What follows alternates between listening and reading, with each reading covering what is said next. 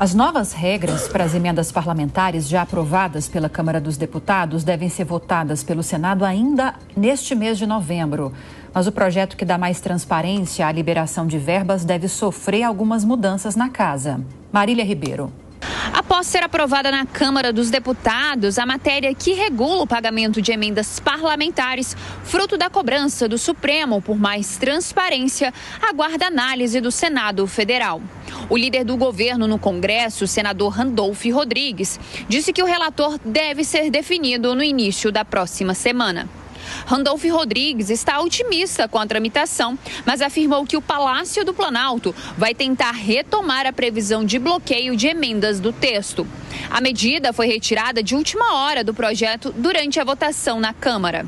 As emendas são parte do orçamento da União. O orçamento da União, ele é regido também, os parâmetros do orçamento da União estão na Lei de Responsabilidade Fiscal. Então, o que ocorre com o restante do orçamento da União, com a dotação orçamentária dos ministérios, do Executivo, do Judiciário, é óbvio que também deve ocorrer com as emendas parlamentares. É nesse sentido que vamos argumentar pela restauração do texto original no termo bloqueio. E o senhor acredita que tem apoio? O presidente sinalizou que tem apoio? Nós vamos... Aí é uma tarefa mais nossa, das lideranças do governo, do que propriamente uma tarefa assim, para o presidente. A proposta que foi apresentada pelo deputado Rubens Pereira Júnior, do PT do Maranhão, autoriza o bloqueio de recursos para emendas parlamentares na mesma proporção aplicada às demais despesas do governo.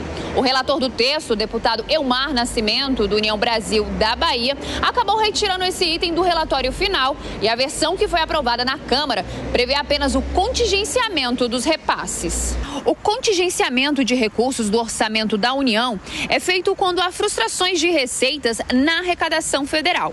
Já o bloqueio é necessário quando a despesa sobe acima do permitido pelas regras fiscais, sendo ele mais difícil de ser revertido e assim acontece com mais frequência. Por isso, o Congresso tenta evitá-lo no caso das emendas. O líder do governo ressaltou que o ideal para o Planalto é resolver a questão sobre as emendas na próxima semana. Para ele, é fundamental aprovar o projeto, mas se for possível com a previsão de bloqueio de emendas diante das pressões por conta do controle das contas públicas. Se o texto for alterado no Senado, será necessária uma nova análise pelos deputados. Nelson Kobayashi, já que o assunto é esse, projeto de lei para dar mais transparência para as emendas parlamentares, eu jogo para você um questionamento feito pelo presidente Lula nesses últimos dias.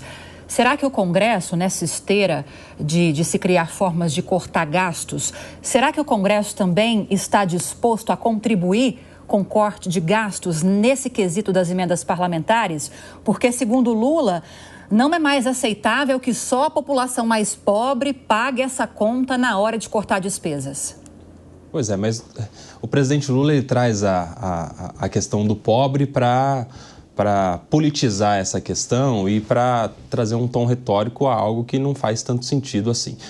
Do ponto de vista técnico, o senador líder do governo tem razão. De fato, o bloqueio deve acontecer também para as emendas parlamentares, porque isso já acontece para o orçamento executado pelo próprio Poder Executivo. Se a gente não tiver esse bloqueio, essa possibilidade de bloqueio das emendas parlamentares, a gente vai ter um sistema muito interessante em que o Poder Legislativo vai ter prioridade na execução do orçamento em relação ao próprio Poder Executivo, o que, de alguma maneira, desvirtuaria essa divisão de funções entre os poderes. Por outro lado, a gente sabe que essa questão da responsabilidade faz muito sentido e não ultrapassar aquilo que se pode gastar, mas, por outro lado, esses bloqueios podem ser utilizados politicamente, ou seja, feita ali uma emenda parlamentar, tendo um parlamentar designado o uso do orçamento para determinada finalidade, o Poder Executivo pode usar o Instituto do Bloqueio para barganhar politicamente. E aí bloqueia